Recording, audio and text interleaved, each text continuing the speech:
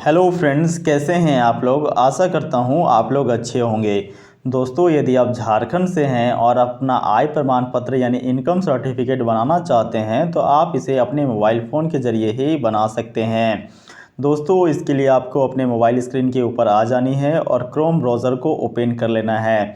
दोस्तों, ओपन करने के बाद आपको टाइप कर लेना है झार सेवा। ठीक है, क्या टाइप कीजिएगा तो झार सेवा। जैसे ही आप झार सेवा टाइप करेंगे दोस्तों, झार सेवा का ऑफिशियल वेबसाइट आपको देखने को मिलेगा झारसेवा.झारखंड.gov.in। इसके ऊपर आपको सर्च कर लेनी है। सर्च करने के बाद दोस्तों कुछ इस तरह से इंटरफेस आपको दिखाई देगा। आपको यहाँ पे तीन ऑप्शंस दिखाई दे रहे होंगे दोस्तों, एक फॉरगॉट पासवर्ड का, दूसरा लॉगिन का और तीसरा रजिस्टर योरसेल्फ का। सो दोस्तों, रजिस्टर सबसे पहले आपको यहाँ पे कर लेना है। इस वजह से रजिस्टर योरसेल्फ पे क्लिक कर लें दोस्तों। उसके बाद अपने आप को यहाँ पे रजिस्टर कर लेना है। रजिस्टर करने के लिए आपको यहाँ पे फुल नेम यानी अपना पूरा नाम डालना है। यहाँ पे साथियों आपका ईमेल आईडी डालना चाहिए, आपको अपना ईमेल आईडी डालना पड़ेगा और यहाँ पे आपको मोबाइल नंबर फिल करना होगा। दोस्तों, यहाँ पे आप अपना पासवर्ड फिल कर लें। देखिए साथियों, पासवर्ड आपको क्रिएट करना पड़ेगा और पासवर्ड जो है वो 8 डिजिट का कम से कम होना चाहिए। मैं आपको यहाँ पे पासवर्ड क्रिएट करने के लिए बता देता हूँ। देखिए साथियों, पासवर्ड के अंदर capital letter, small letter, special character, number सभी इंक्लूड होने चाहिए। सो दोस्तों, यदि आपका नाम राजेश है तो आपको कैपिटल आर लिखना पड़ेगा, उसके बाद स्मॉल ए, फिर JESH। ठीक है, उसके बाद आप @ लगा दें और फिर 2 3 5 कुछ भी यहाँ पे डिजिट डाल सकते हैं। इसमें कैपिटल लेटर भी आ गया, स्मॉल लेटर्स भी आ गए, स्पेशल कैरेक्टर भी आ गया और डिजिट भी आ गए। तो दोस्तों, इस टाइप से आप अपना पासवर्ड को क्रिएट कर सकते हैं। उसके बाद नीचे में आपको स्टेट दिया गया है तो यहाँ से आप अपना स्टेट को सेलेक्ट कर लें, यानी झारखंड को सेलेक्ट कर लें।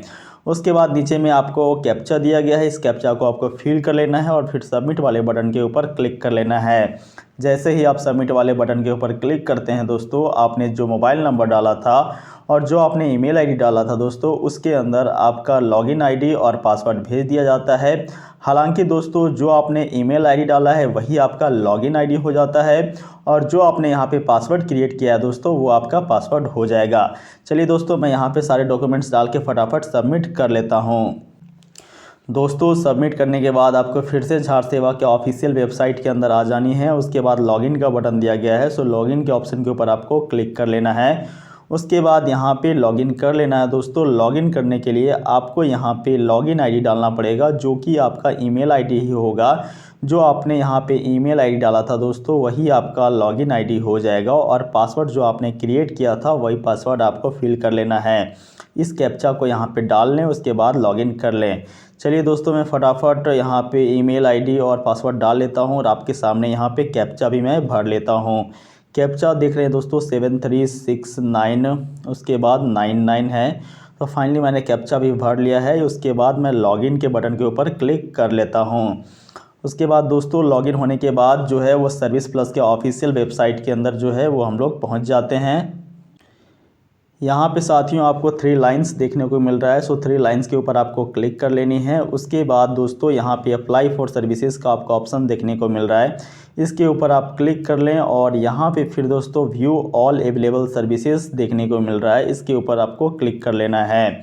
उसके बाद साथियों आपको स्क्रॉल करते हुए नीचे आ जानी है और नीचे आने के क्रम में झारखंड के अंदर सर्विस प्लस पे जितने भी सर्विसेज है दोस्तों, वो सारे यहाँ पे देखने को मिल जाएंगी। उसके बाद आपको स्क्रॉल करते हुए नीचे आ जाना है और नीचे आने के क्रम में यहाँ पे देखना है दोस्तों कि कहाँ पे आपका इनकम सर्टिफिकेट है। देखिए, पहले ये पहला पेज है और पहला पेज के अंदर 7वें नंबर में देखिए दोस्तों, आपको इश्यू ऑफ इनकम सर्टिफिकेट लिखा हुआ है, डिपार्टमेंट ऑफ रेवेन्यू। तो इसके ऊपर आपको क्लिक कर लेना है। उसके बाद पूरा पेज आपके सामने फॉर्म का खुल करके आ जाएगा। दोस्तों, यहाँ आपसे पूछा जा रहा है एप्लीकेशन टाइप यानी आवेदन का प्रकार। 2 ऑप्शन है आपके सामने, एक नॉर्मल का और एक तत्काल का। यदि आप नॉर्मल से बनाना चाहते हैं तो नॉर्मल वाले में आपको चेक बॉक्स में टिक कर देना है, अन्यथा तत्काल से बनाना चाहते हैं, जैसे आपको इंस्टेंटली ज़रूरत है स्कॉलरशिप के लिए या फिर किसी और कार्य के लिए, तो आप तत्काल में कर सकते हैं। तो चलिए दोस्तों, मैं नॉर्मल के ज़रिए आपको बना करके दिखा देता हूँ। यहाँ पे देखिए सैल्यूटेशन पूछा गया है, तो आपका नाम श्री हो या फिर श्रीमती या फिर कुमारी, तो जो भी होगा आपको सैल्यूटेशन डाल देना है। यहाँ पे आपको जेंडर यहाँ पे सेलेक्ट कर लेनी है। आपको पूरा नाम यहाँ पे देखिए फर्स्ट नेम पूछा गया दोस्तों, तो फर्स्ट नेम डाल ले और मिडिल नेम आपको खाली छोड़ देना है, लास्ट नेम डाल देना है। जैसे आपका नाम राजेश कुमार है तो आप यहाँ पे राजेश डाल दें और मिडिल नेम में आपको छोड़ देना है, लास्ट नेम में आपको कुमार लिख देना है, ठीक है। डेट ऑफ बर्थ यहाँ पे डाल देनी है दोस्तों। एज आपका ऑटोमेटिकली यहाँ पे सेलेक्टेड हो जाएगा जब आप अपना डेट ऑफ बर्थ को यहाँ पे फिल करेंगे। दोस्तों आपको यहाँ पे मोबाइल नंबर फिल करना है। उसके बाद अप्लाइंग फॉर लिखा हुआ है फ्रेश सर्टिफिकेट और हायर लेवल सर्टिफिकेट। तो दोस्तों आप पहली बार बना रहे हैं, इस वजह से आपको फ्रेश सर्टिफिकेट में चेक बॉक्स में टिक कर देनी है।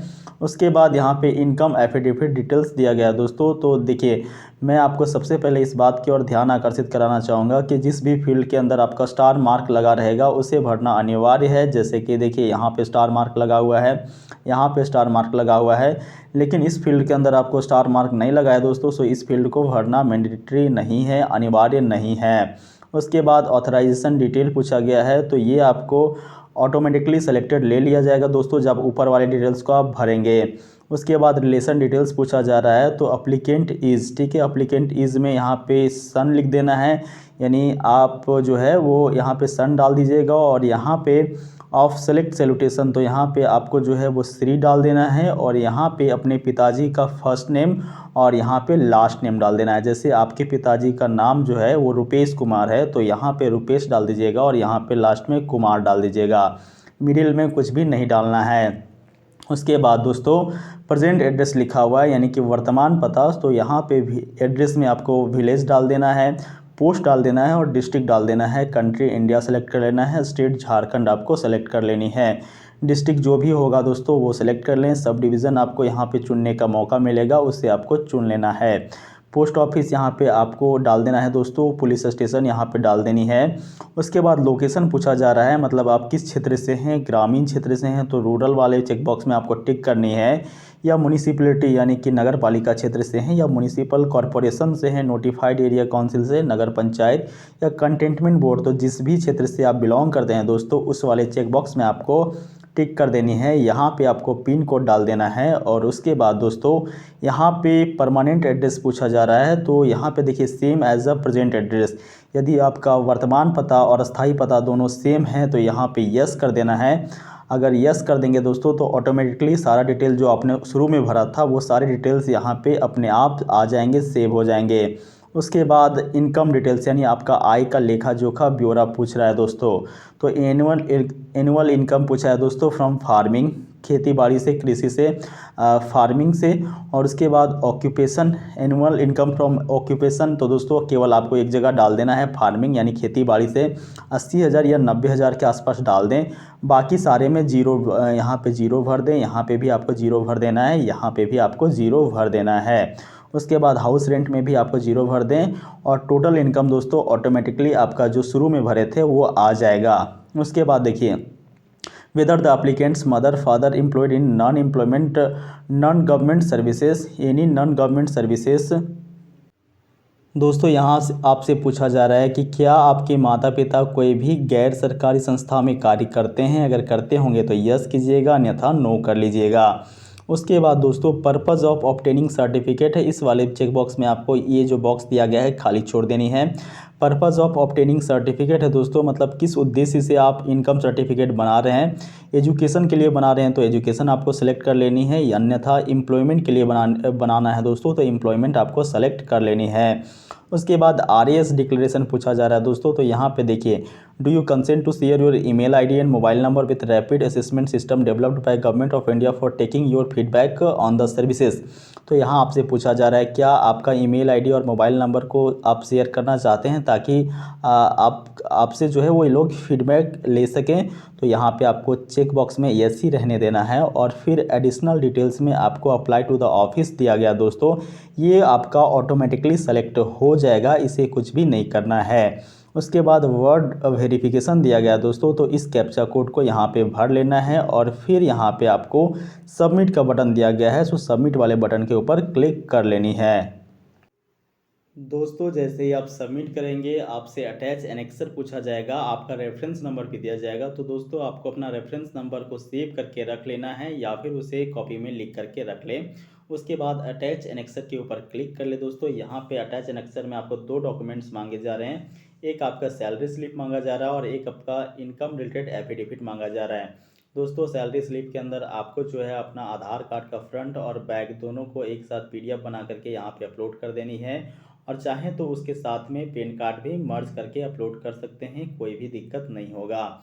इनकम रिलेटेड एफिडेविट में दोस्तों आपके आसपास जो भी प्रज्ञा केंद्र होगा वहाँ से आप इनकम का एक शपथ पत्र मांग लें। उस शपथ पत्र को दोस्तों आपको भर लेना है और आपका जो मुखिया होगा उससे साइन करवा लेनी है, मुहर उसमें मरवा लेना है। उसके बाद दोस्तों उसे पीडीएफ बना करके यहाँ पे आपको अपलोड कर देनी है और फिर यहाँ पे सेव एनेक्सर के ऊपर क्लिक कर लेना है। जैसे आप यहाँ पे क्लिक करते हो दोस्तों ये आपका डॉक्यूमेंट सबमिट हो जाता है। आपको एक एक्नॉलेजमेंट स्लिप यानी पावती मिलता है और उस पावती को आप प्रिंट आउट निकलवा करके रख सकते हैं। और यहाँ पे दोस्तों देख सकते हैं आप अपना एप्लीकेशन स्टेटस को चेक भी कर सकते हैं। फिर से देखिए व्यू स्टेटस ऑफ एप्लीकेशन में यहाँ पे अप्लाई फॉर सर्विसेज का ऑप्शन था, नीचे व्यू स्टेटस ऑफ एप्लीकेशन में आपको क्लिक करनी है और ट्रैक एप्लीकेशन स्टेटस के ऊपर आपको क्लिक करके अपना एप्लीकेशन का स्टेटस को चेक करते रहना है कि कहाँ तक पहुँचा।